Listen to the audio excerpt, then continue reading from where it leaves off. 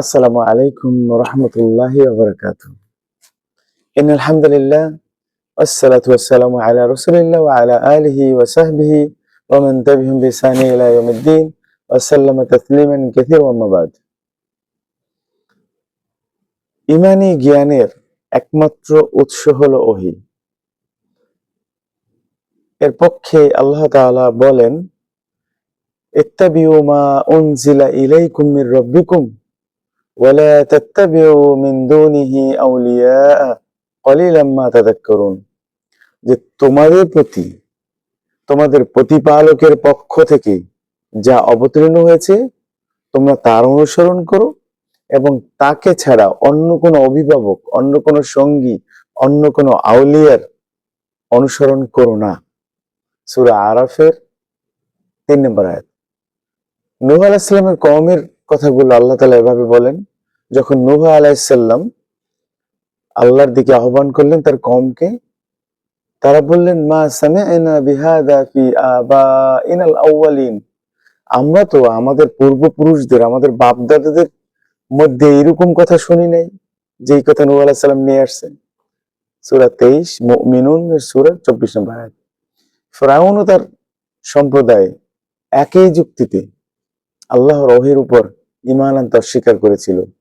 আল্লাহ তাআলা তাদের কথাও কোরআনে উল্লেখ করেছেন। তারা বলতো, ওয়ামা সামি'না বিহাদা ফি আবাইনাল আউয়ালিন। আমাদের পূর্বপুরুষের কালে কখনো আমরা এরূপ কথা শুনি নাই। তারা কি কম জ্ঞানী ছিল? তারা কি কিছু জানতো না? তারা কি ভুল করেছে? একই অর্থে সূরা ২৮-এর ৩৬ নম্বর আয়াত। সকল যুগে অবিশ্বাসের এই যুক্তিতে ওহী প্রত্যাখ্যান করেছে। আল্লাহ তাদের সম্পর্কে বলেন, ওয়া কাযালিকা মা আরসালনা মিন ক্বাবলিকা ফি ক্বরিয়াতিন মিন নাযিরিন ইল্লা ক্বালা মুতরাফুহা ইন্না ওয়াজাদনা আবাআনা আলা উম্মাতিন ওয়া ইন্না আলা আথারিহিম মুক্তাদুন। এবং এইভাবে আপনার পূর্বে কোন জনপদে যখনই কোনো সতর্ককারী প্রেরণ করেছি, তখনই সেই জনপদের সমৃদ্ধশালী ব্যক্তিরা, নেতা পর্যায়ের ব্যক্তিরা, লোকেরা বলতো, আমরা তো আমাদের পূর্বপুরুষদেরকে পেয়েছি এক মতাদর্শের উপর, আমরা তাদেরই পদাঙ্ক অনুসরণ করছি। সূরা যুখরুফ আয়াত নম্বর ২৩। এবং ঠিক একইভাবে আল্লাহ তাআলা সূরা লোকমানের ২১ নম্বর আয়াতে, সূরা মুমিনুনের ৬৮ নম্বর আয়াতে এবং সূরা যুখরুফের ২২ নম্বর আয়াতে একই কথা উল্লেখ করেন। আজকে একটা জিনিস লক্ষ্য করেন যে শয়তান সেই আগের দিনের অবিশ্বাসীদের মুখের কথাগুলো নিয়ে এখন বিশ্বাসীদের মুখে সেট করে দিয়েছে। যখন কোন সহিহ হাদিস আপনার কাছে আসে, আমাদের কাছে যখন সহিহ হাদিস আসে, কোরআনের আয়াত আছে, তখন আমরা দেখি যে আমাদের পূর্বপুরুষরা এই আয়াতের ব্যাখ্যা কি করে গেছেন বা এই আয়াতের তাফসীর কি করে গেছেন। পূর্বপুরুষ মানে এই ওদের পূর্বপুরুষ, আবার সালাফ না, সাহাবা আজমাইন না। তো এই ব্যাপারটা একদম হুবহু মিলে যাচ্ছে আগের দিনের অবিশ্বাসীদের কাছে।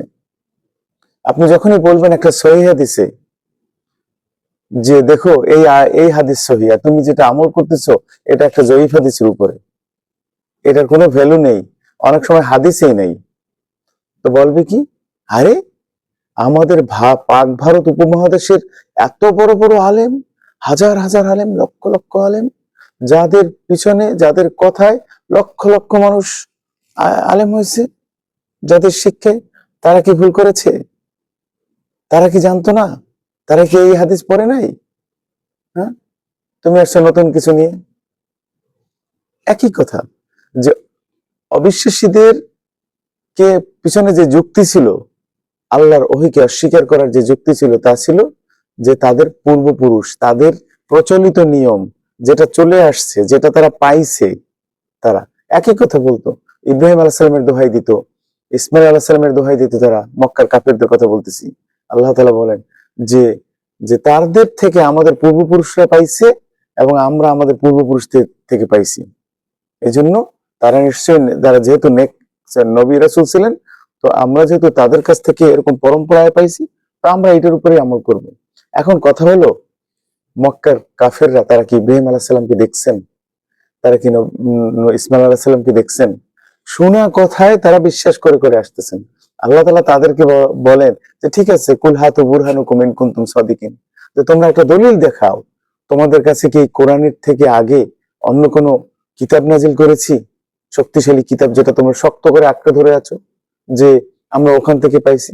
আরে পাইলে একটা প্রমাণ দেখাও, একটা দলিল দেখাও, যে একটা ওহী দেখাও যে না আল্লাহ বলছেন যে ওইটাই। কারণ আল্লাহ তাআলা তখনও ছিলেন ইব্রাহিম আলাইহিস সালামের সময়, আল্লাহ এখনো আছেন। তো আল্লাহই বলতে পারবেন যে তাদের প্রতি কি নাজিল করেছেন ঠিকভাবে।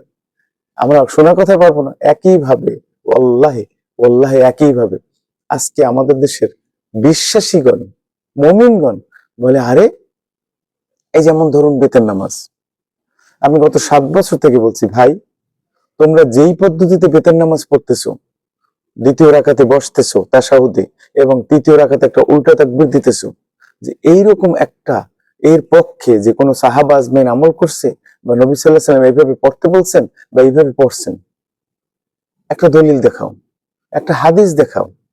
বলে একটা জয়ীফ হাদিসও দেখাইতে পারে নাই গত 7 বছরে। আমি এখনো চ্যালেঞ্জ করতেছি, যদি কেউ পারেন। তাদের কথা হলো যে এই যে ভারত উপমহাদেশে এত বড় বড় আলেম, তারা কি ভুল করছে? তারা কি এটা দেখে নাই?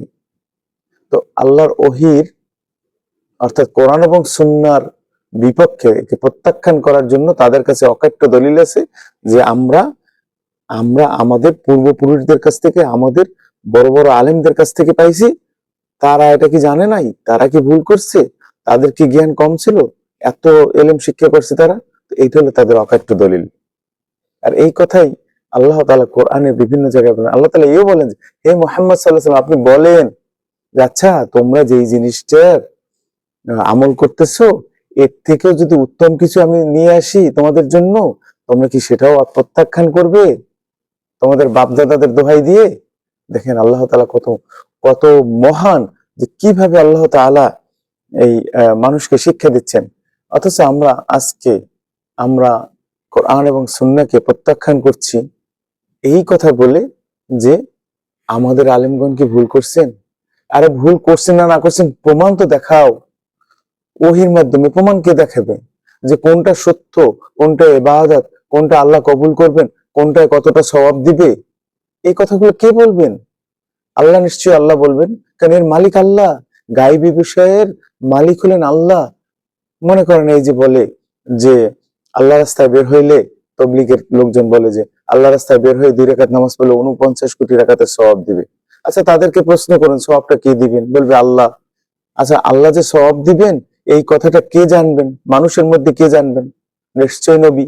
কারণ এটা ওহী ছাড়া অন্য কারো কাছে এই খবর পৌঁছে না। কারণ আল্লাহ তাআলা নবীদেরকে পাঠাইছেন এই ওহী পাঠানোর জন্য, যেটা গায়বী, যেটা মানুষ জানে না, এটা জানানোর জন্যই নবীদেরকে পাঠাইছেন। শিক্ষা দেওয়ার জন্য শিক্ষক বানিয়ে নবীদেরকে পাঠাইছেন। তো নিশ্চয়ই এই খবর আল্লাহ রাসূল জানবেন। তো আল্লাহ রাসূল জানলে সাহাবা আজমাইনও জানবেন। তো ঠিক আছে, তুমি সাহাবা আজমাইন থেকে একটা দলিল দেখাও, আল্লাহর নবী থেকে একটা দলিল দেখো, একটা হাদিস দেখো। দলিলটা কি? সহিহ হাদিস। বানোয়াট হাদিসে কাজ হবে না। আরে পান খাওয়ার হাদিসও বাইর করছে শর্ষিনার হুজুররা। আমি নিজের কানে শুনছি একদিন, তারা পান খাওয়ার হাদিস বাইর করছে। অথচ আজকে 1400 বছরেও পরেও মক্কার কোথাও পান উৎপন্ন হয় না। তো যাই হোক, সেটা অন্য কাহিনী, আমি লম্বা করবো না। বলছি যে কোরআন এবং হাদিস সামনে আসলে কেউ যেন মনের ভুলেও না বলি যে আহারে এইটা তো আমার বাপ দাদা, আমার পূর্বপুরুষ, আমার আলেমগণ এভাবে করে নাই। আরে আলেমগণ দলিল নয়, দলিল হলো কোরআন এবং হাদিস। কেন? কোরআন এবং হাদিস এটা আল্লাহ তাআলার কালাম, আল্লাহর ওহী। এটা চিরন্তন, এটা সত্য। আমরা যেটা শুনে আসছি সেটা সত্য নাও হতে পারে। আমরা যেটা বলে আসছি, যেটা দেখে আসছি সেটা সত্য নাও হতে পারে। কেন? এর তো প্রমাণ নেই, এর তো দলিল নেই। আমাদের কথাগুলো সত্য হবে কখন? আমি যেই আমলটা দেখতেছি সমাজে প্রচলিত হচ্ছে, এই আমলটা সঠিক হবে, সত্য হবে কখন? যখন এটার পিছনে একটা শক্ত দলিল পাবো। কার দলিল?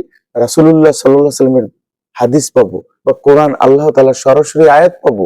কেননা আল্লাহ হক, আল্লাহ রাসূল হক, কোরআন হক এবং সহিহ হাদিসগুলো এগুলো হক। বানোয়াট হাদিসের কথা বলতে পারবো না, ওটা আল্লাহ আলেম। যেটা বানাইছে, যেটা জয়ীফ, এটা ছেড়ে দিলাম। বাট যেটা সহিহ এটা ওহী, যেটা সহিহ এটা ওহী। কেননা আল্লাহ হক, আল্লাহ রাসূল হক। আর বাকি যাদের আছে এরা তখন হক হবে যখন তারা হকের কথা বলবে, যখন তারা কোরআনের কথা বলবে সরাসরি, যখন তারা হাদিসের কথা, সহিহ হাদিসের কথা বলবে সরাসরি, নিজেদের মস্তিষ্ক দিয়ে কোনো কিছু যোগ করবে না। কারণ যোগ করতে গেলেই, যেহেতু গাইবের বিষয়, এটা নিজের মস্তিষ্ক দিয়ে, নিজের ব্রেন দিয়ে যোগ করতে গেলেই সেখানে বিভ্রান্তি আসবে, সেখানে ভুল হবে। এই জন্য আল্লাহ তাআলা বারবার একই কথা বলে যে ইত্তাবিউ মা উনজিলা ইলাইকুম মির রাব্বিকুম, তোমরা ওইটারই অনুসরণ করো যেইটা আল্লাহর পক্ষ থেকে তোমাদের প্রতি নাজিল হয়েছে। ওয়ালা তাত্তাবিউ মিন দুনিহি ওয়ালা তাত্তাবিউ আউলিয়া মিন দুনিহি ওয়ালা তাত্তাবিউ মিন দুনিহি আউলিয়া, যে তোমরা আল্লাহর পরিবর্তে, আল্লাহর বিপরীতে কোন আউলিয়া, কোন অলি, কোন সাথী, কোন অভিভাবকের অনুসরণ করো না। কালিলাম মা তাযাক্কারুন, বলছে তোমরা খুব অল্প মানুষই এটা স্মরণ করে থাকো। আল্লাহ তাআলা আমাদের সবাইকে কোরআন এবং সুন্নাহ ভিত্তিক সহি পদ্ধতিতে, সঠিক নিয়মে, সঠিক জ্ঞানের ভিত্তিতে আমল করার তৌফিক দান করুন। আকুলু কওলি হাযা আস্তাগফিরুল আযীম ফাস্তাগফিরুহু ইন্নাহু হুয়াল গফুরুর রহিম। আসসালামু আলাইকুম ওয়া রাহমাতুল্লাহ।